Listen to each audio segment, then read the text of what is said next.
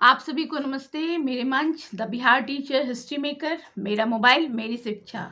आज मैं पुनः एक नए चैप्टर हिस्ट्री क्लास 8 की लेकर आई हूँ। इस चैप्टर का नाम है, ऐसे तो पहले चैप्टर है क्या, चैप्टर 9, और चैप्टर का नाम है महिलाओं की स्थिति एवं सुधार। तो बच्चों, हम इतिहास में जो ये चैप्टर पढ़ रहे हैं, ये चैप्टर में हम आधुनिक भारत के इतिहास के बारे में पढ़ रहे हैं, यानी जब हमारे देश में अंग्रेजों का आधिपत्य था।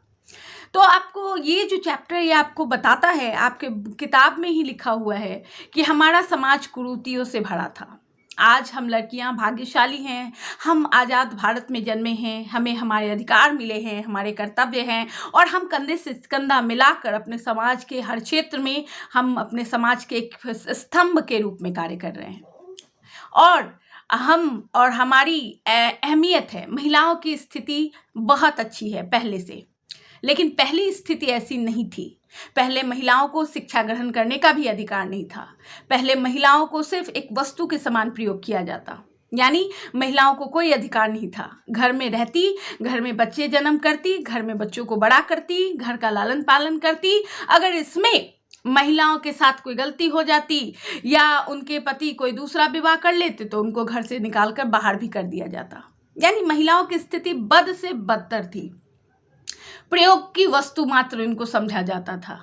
लेकिन जब अंग्रेज आए थे तो अंग्रेज अपना मुनाफा तो कमा रहे थे, लेकिन वो जब पहले आए थे तो हमारे ऊपर शासन करने नहीं आए थे। पहले वो सिर्फ व्यापार करने आए थे। लेकिन जब वो हमारे समाज में रहने लगे ना, तो यहाँ का बुराई देखकर वो दंग रह गए। वो सोचने लगे कि ये समाज किस स्तर का है, समाज के लोग कैसे हैं। एकदम प्रभुत्वशाली हैं, प्रतिसत्तात्मक समाज है, महिलाओं को कोई अधिकार नहीं है, महिलाएं उपभोग की चीज हैं, प्रयोग करो और छोड़ दो। और इस प्रकार वो और ज्यादा स्तंभित कब हो गए थे, जब वो देख रहे थे कि यहाँ पर औरतों को पति की मृत्यु के बाद जिंदा जला दिया जाता था। ऐसी बुराइयां, महिलाओं को पढ़ने नहीं दिया जाता था, महिलाओं के साथ अन्याय होता था। तो महिला को घर में ये सिखाया जाता था कि ये तुम्हारा भाग्य है। यानी लड़कियां भी उनके साथ अगर गलत होता था तो वो उसको अपना भाग्य समझती थी। जबकि अंग्रेज पढ़े लिखे थे, हमारे भारत के लोग भी पढ़े लिखे थे, लेकिन कि अपनी मंशा, अपने लाभ के लिए वो महिलाओं को आज़ादी नहीं देते थे। ऐसी बहुत सारी बुराइयां हैं जो किताबों में वर्णित है। पढ़ी लिखी महिला होती थी लेकिन घर से बाहर नहीं जाने दिया जाता। एक जैसा अगर नौकरी करती थी तो वेतन कम दिया जाता। अगर महिलाएं घर में काम करती, अगर वोट देने का तो अधिकार ही नहीं था। ऐसी बहुत सारी अनगिनत बुराइयां थी। राजा चुनने का अधिकार नहीं था। यानी महिलाओं को ही सताया जाता था, दबाया जाता था, कुंठित किया जाता था। तो ये रूढ़िवादी मानसिकता का अंत हुआ था। कब? 19वीं शताब्दी आते आते। कहते हैं 1928 ईस्वी में राजा राम मोहन राय ने स्त्री के स्तर के सुधार के लिए काम करना बंगाल से शुरू किया था। विलियम बेंटिंक, राजा राम मोहन राय ने एक बहुत बड़ी कुप्रथा को यहाँ से अंत किया। वो कुप्रथा थी क्या? तो स्त्री की मतलब पति के मृत्यु के बाद जो स्त्री को पकड़ के बांस के साथ बांध के जला दिया जाता था, ये कुप्रथा को उन्होंने हटाया। उन्होंने ये लोगों के बीच में एक कंसेप्शन दिया, यानी उन्होंने बताया कि लड़कियों को जला दिया जा रहा है। क्यों जला दिया जा रहा है? उसके बच्चे हैं लेकिन उसको जला दिया जा रहा है कि उसको धन संपत्ति, पति का धन संपत्ति उसके परिवार से ना मिले, इसके लिए ससुराल वाले लोग पकड़ के जला दे रहे थे। अगर ससुराल में बड़ा भाई होता था, छोटा भाई होता था और कोई बीच वाला भाई मर जाता था तो उसकी पत्नी को उसके साथ जला दिया जाता। बजाते उसका अगर बच्चा रहता था तो बच्चे को भी घर से भगा दिया जाता, और उस बच्चों को भगाने के बाद उसकी माँ को जिंदा जला दिया जाता उसके आंख के सामने। इससे क्या होता था कि उस भाई का हिस्सा उसको देना नहीं पड़ता था। इस प्रकार से बहुत तरह की बुराई थी। वोट देने का अधिकार नहीं था, स्त्रियों को बोलने का, उनके साथ गलत होता था उनके अगेंस्ट बोलने का अधिकार नहीं था, स्त्रियों को पढ़ने का अधिकार नहीं था। स्त्रियों की स्थिति बद से बदतर थी। उनके पति 10 शादियां कर ले, लेकिन उनको एक शादी में ही निर्भर रहना पड़ेगा। अगर उनको मारे पीटे तो उनको ये सिखाया जाता कि ये तुम्हारा दुर्भाग्य है। यानी लड़की को अपने साथ होने वाले बुराई को दुर्भाग्य कहा जाता। तो इस प्रकार की बुराइयां हैं जिसके बारे में इस चैप्टर में आपको जानकारी मिलेगी। किस समय कौन कौन सा बदलाव किया गया, और हमारा समाज आज के डेट में तो बहुत बदल गया है। आज लड़का और लड़की एक तरह का अधिकार रखते हैं।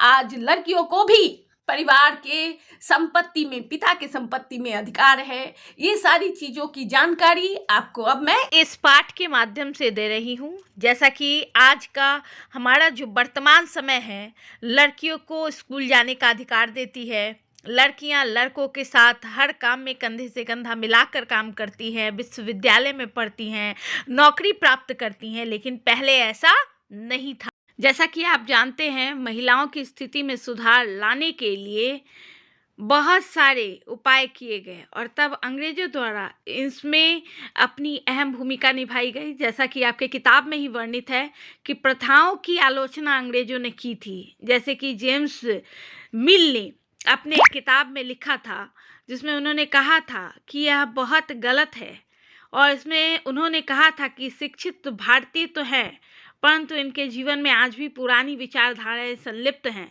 जिसमें महिलाओं के साथ भेदभाव हो रहा है। हर तबके की, हर परिवार की महिला, चाहे वो ऊंची जाति की ही महिला क्यों ना हो, उन्हें अमानवीय परंपराओं का सामना करना पड़ रहा है और उनके जीवन कष्टकर है। और यद्यपि महिलाओं की स्थिति में सुधार के उपाय प्रारंभ हुए कब से, जब से भारत में ब्रिटिशर आए, तभी से इसके बारे में कहा जाता है कि इनके अधिकारों को पुरुष के अधिकार के समान लाने के लिए, सुधार करने के लिए अंग्रेजी अफसर आगे आए थे।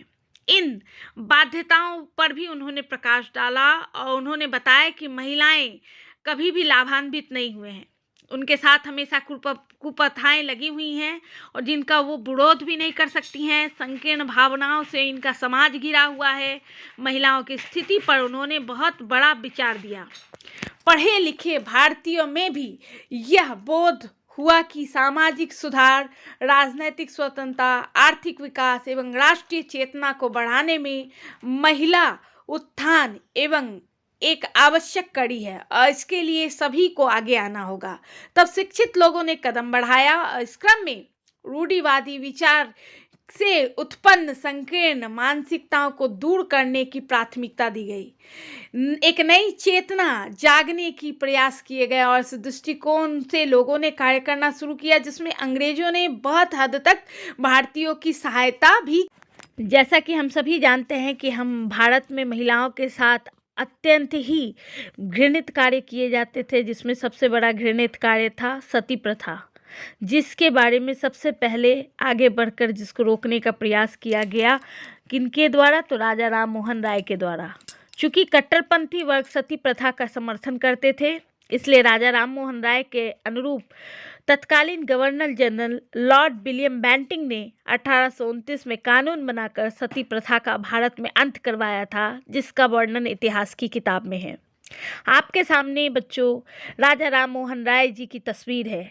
इनकी शुरुआत 1772 और 1833 में इनकी मृत्यु हुई।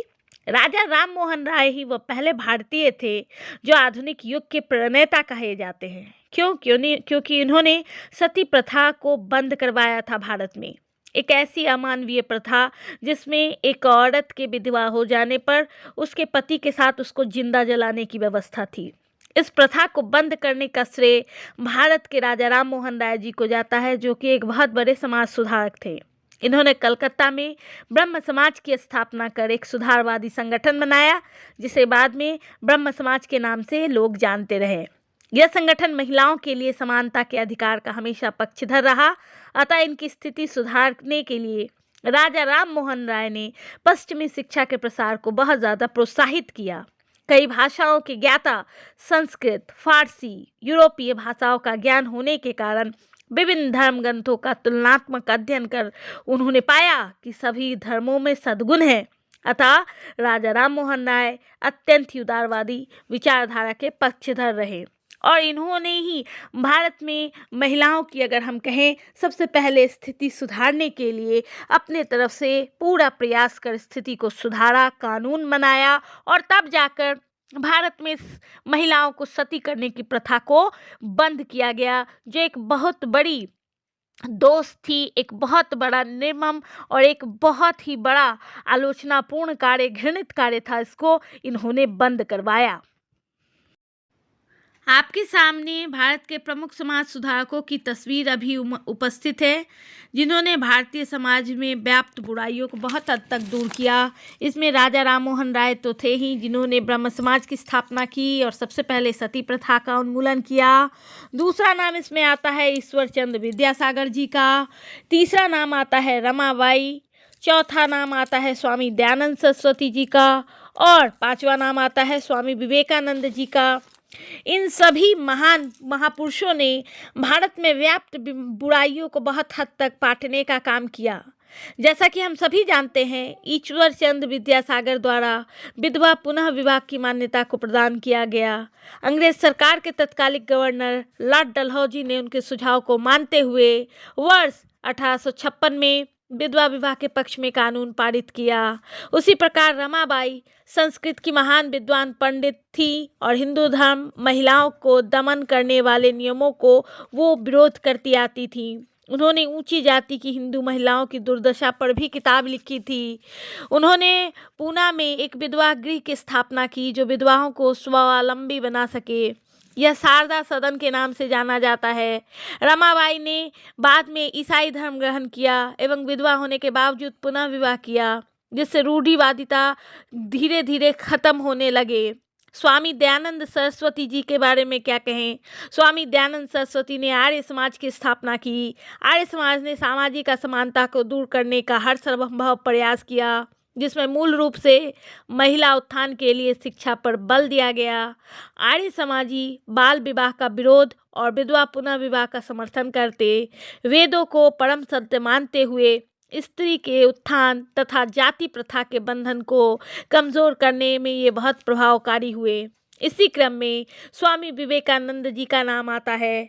स्वामी विवेकानंद ने भारत के पिछड़ेपन और अवनति के लिए अपनी गुलामी, अशिक्षा और भविष्य के प्रति निराशा को जिम्मेदार माना। अपने देशवासियों की कमजोरियों के प्रति संकेत करते हुए विवेकानंद ने महिला उत्थान के लिए शिक्षा को ही माध्यम माना।